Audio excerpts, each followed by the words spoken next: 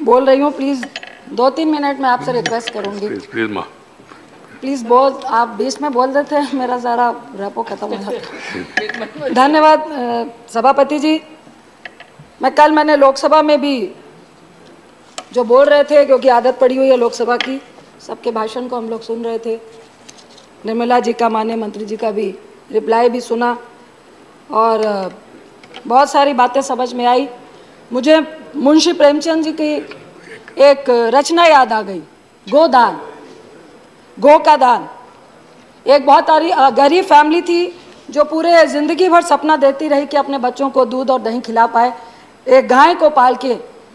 लेकिन उसका पति बीमार पड़ता है और शैया पर होता है।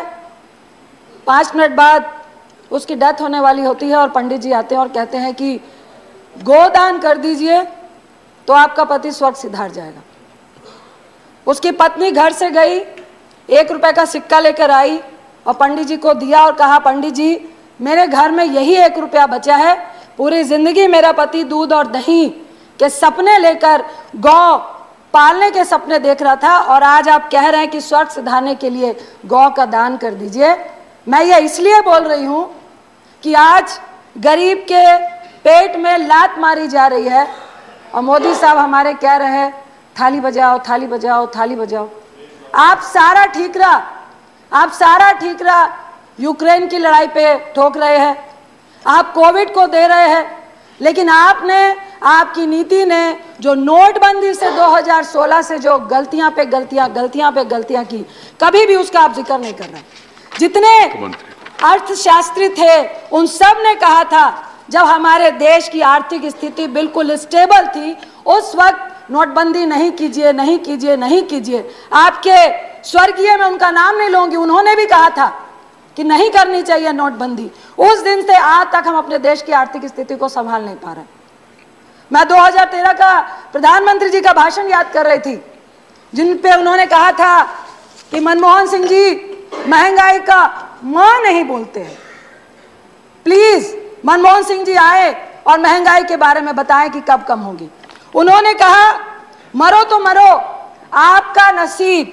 ये प्रधानमंत्री मोदी जी के शब्द थे मनमोहन सिंह जी के लिए। उन्होंने कहा था कि आप गरीबों के लिए कह रहे हैं मरो तो मरो आपका नसीब। मुझे फिर याद आ रहा है कोविड का वक्त, जब करोड़ों लोग सड़कों में चल रहे थे, हजार किलोमीटर चल के जा रहे थे, तो मुझे लगता है मोदी साहब यही कह रहे थे मरो तो मरो आपका नसीब। क्योंकि उस वक्त गरीब को पैसा देना था, तो आपने क्या बोला, सारे गरीब घर से बाहर निकलो और थालियां बजाने का काम करो, थाली बजाने से आपके पेट में भोजन मिल जाएगा। फिर हमारी माननीय मंत्री स्मृति ईरानी जी ने कहा कि जब भूखा बच्चा चीख कर भूख से व्याकुल हो रहा होता है तो सरकार क्यों नहीं सुनती है। जब किसान आत्महत्या कर रहा होता है तो आपके कान में आप रुई डाल के सो जाते हो। आई विश कि स्मृति जी आइए और हम लोगों के साथ, अगर आप चीख के उस बच्चे की पुकार और दर्द को समझ रही थी तो आइए ना। आज गैस सिलेंडर 10,054 रुपए हो गया है। आज आप हमारे साथ चीख कर गरीबों की बात करिए, अपने घर की रंजिश मत निकालिए प्लीज, आप मंत्री।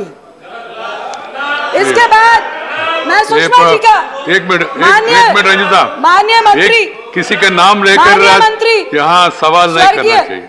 स्वर्गीय सुषमा जी की स्पीच को याद करना चाहती हूँ, जिन्होंने कहा था कि यह संवेदनहीन सरकार है, यह बिल्कुल भी गरीबों के बारे में सोचने वाली सरकार नहीं है, यह विश्वासघाती सरकार है।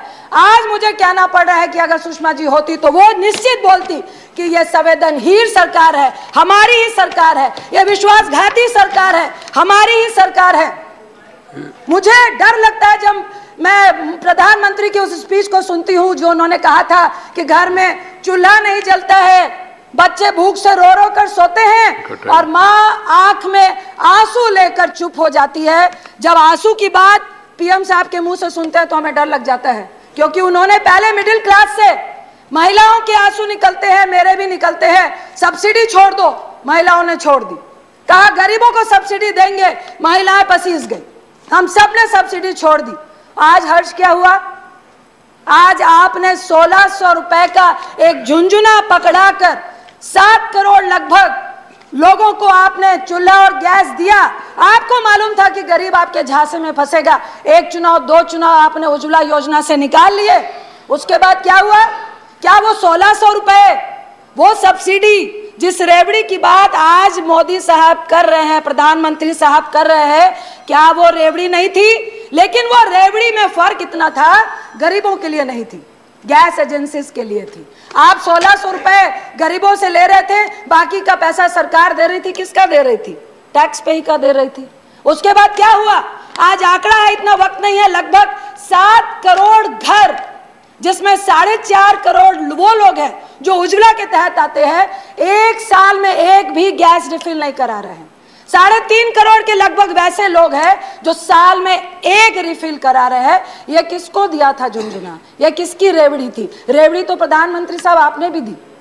कल मैं सुन रही थी आपके लोकसभा में भाजपा के एक सांसद बोल रहे थे कि भाई उस वक्त भी आपके टाइम पे 900 रुपए गैस सिलेंडर था। मानते हैं 900 रुपए था, लेकिन हम अपनी रेवड़ियां गरीबों में दे रहे थे, बिल्कुल 400 रुपए कम में गैस सिलेंडर दे रहे थे। हम गरीबों की मदद कर रहे थे, हम एनपीए की और करोड़पतियों की मदद नहीं कर रहे थे। हम उनके 3.5 लाख करोड़ रुपए माफ नहीं कर रहे थे, हम गरीबों को दे रहे थे।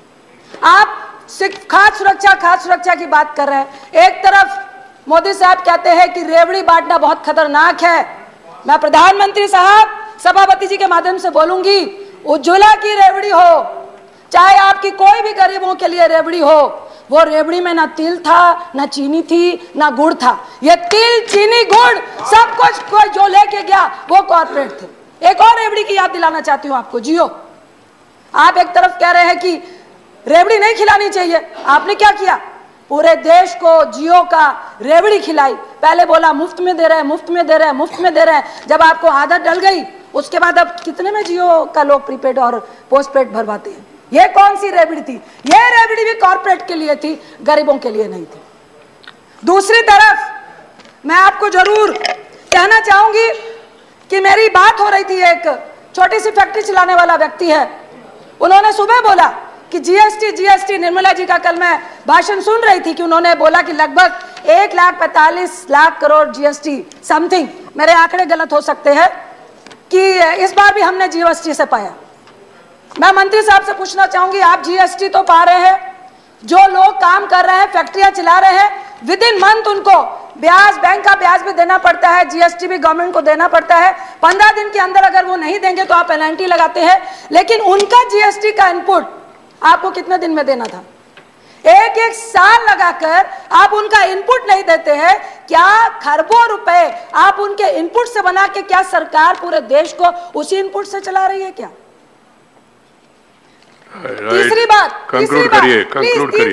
तीसरी बात, मैं एक बच्चे से मिली, 16-17 साल के बच्चे से।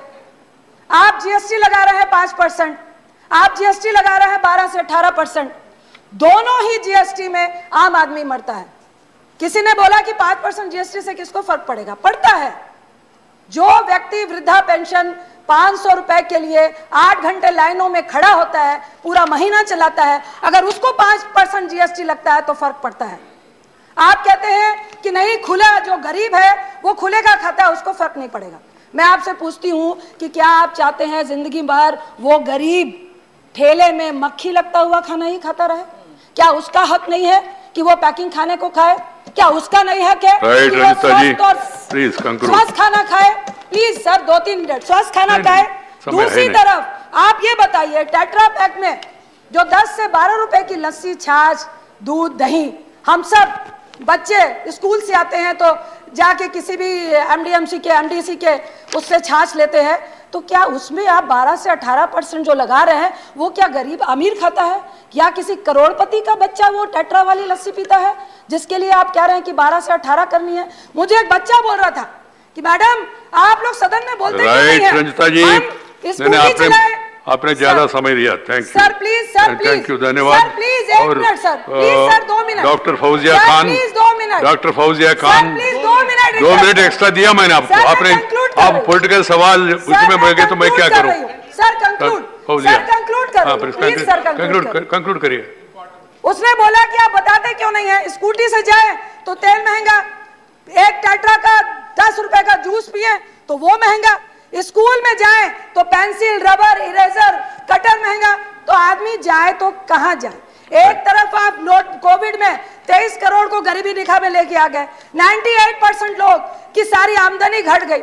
मैं आपसे एक रिक्वेस्ट करती हूं, बार बार लोग कह रहे थे कि रुपया गिर रहा है, देश की आबरू जा रही है, आबरू जा रही है। मनमोहन सिंह जी ने आपने पूछा था और मनमोहन सिंह जी ने बोला उस वक्त भी कुछ नहीं था, लेकिन 59 से 69 हुआ और विद इन 4 मंथ में दोबारा 59 में लेकर आ गए थे। क्या आप लेकर आएंगे? डॉक्टर मैं आपसे आग्रह करती हूं कि प्लीज